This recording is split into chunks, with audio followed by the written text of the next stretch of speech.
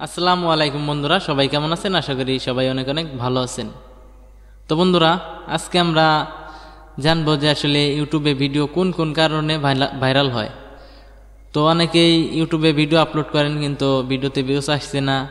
তো সবাই যে আসলে ভাবে যে ইউটিউবে ভিডিও আপলোড করি ভিউ কেন হয় না, বা কোন কোন মাধ্যমে ভিউ আসে, তো এইসব বিষয়গুলা জানা দরকার। বা অনেকেই জানেন না, অনেকেই জানতে চান, তো এরকম কোনো ভিডিও পান না।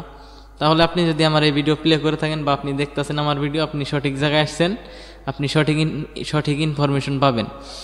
তো এই জন্য ভিডিওটা টানা হিচড়া করা যাবে না, ভিডিওটা একদম ফার্স্ট থেকে লাস্ট পর্যন্ত আপনি দেখবেন, তাহলে আপনি অনেক কিছুই বুঝতে পারবেন।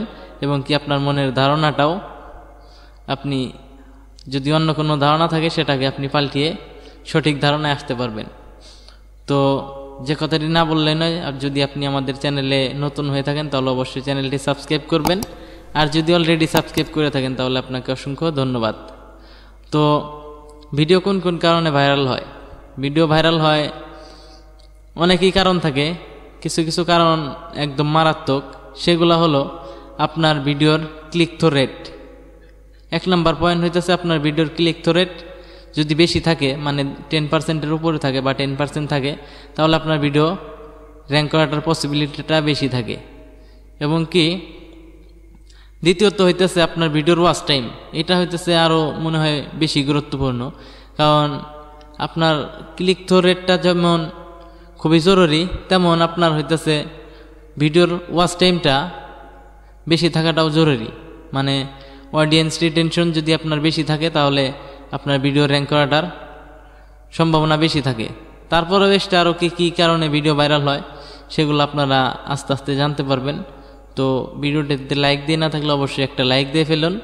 তো আপনাদের লাইক পেলে আমরা আসলে ভিডিও করতে আসলে উৎসাহ পাই। তো আপনারা ভালো ভালো কমেন্ট করবেন, তাহলে আমি আপনাদের সাথে ভালো ভালো বিষয় শেয়ার করার চেষ্টা করব।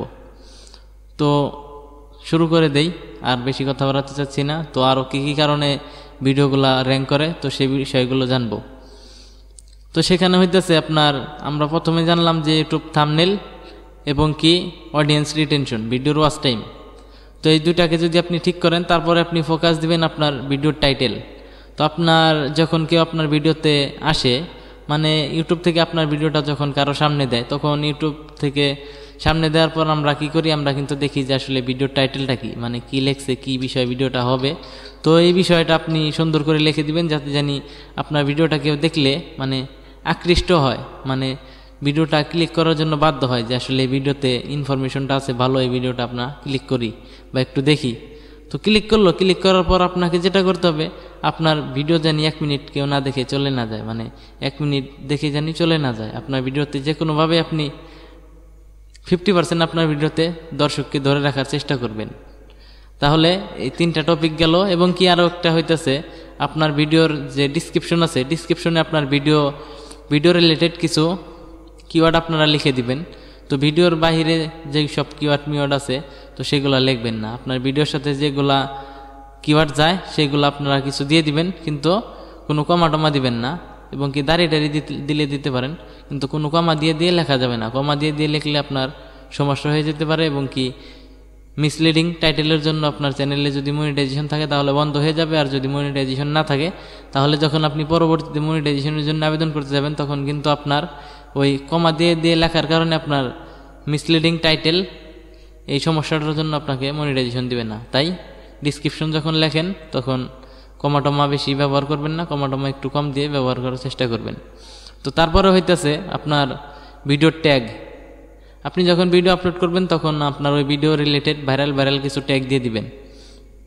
তো ওই ট্যাগের কারণে আপনার যখন কেউ আপনার ওই টপিক লিখে সার্চ করবে, আপনার ট্যাগে যেসব লেখাগুলো থাকবে ওই লেখাগুলা ইউটিউব অটোমেটিক স্ক্যান করে তো আপনার ভিডিওটা দর্শকের সামনে দিয়ে দিবে। সেক্ষেত্রে আপনার ভিডিওটা র্যাঙ্ক করার সম্ভাবনাটা বেশি থাকবে। আশা করি বিষয়টা বুঝতে পারছেন।